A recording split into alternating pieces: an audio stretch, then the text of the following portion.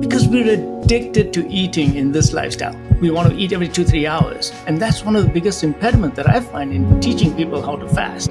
Why is it that fasting is still so underrated and often overlooked by the traditional medical industrial complex?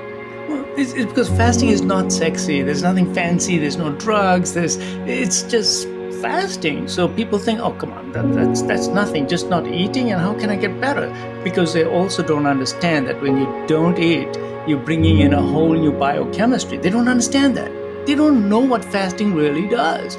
But once they understand that fasting is not just fasting, it is a huge new biochemistry. It's a whole new metabolism that you're bringing in. And then you talk about that metabolism and now how you can get that flexibility in your metabolism. Now you got their attention. So I think it's been basically we need people like you and Mark and other people that can talk about this and educate people that no, fasting is not just fasting. It's not just a boring subject. There's so much science behind it.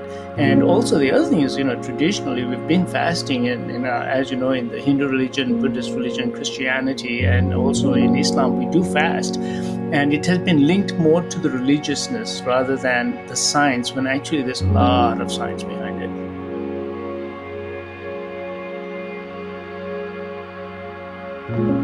But first of all, addiction.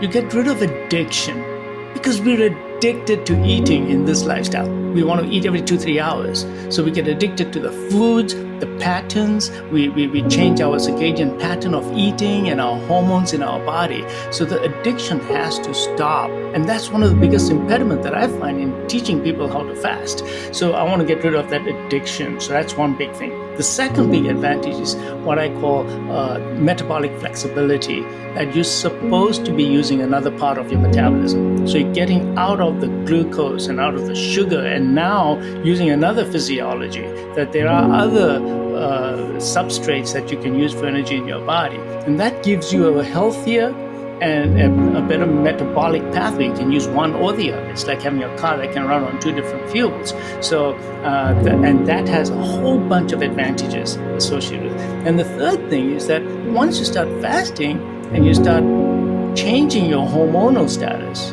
now you get a whole bunch of health benefits: coronary artery disease, strokes, blood pressure, obesity-related diseases such as joint disease, degenerative changes, and even dementia. So you get all these advantages. So it's amazing what fasting can actually do for you. And when we look back at the history of it, we say, why didn't we do this before? Why didn't we really examine this before?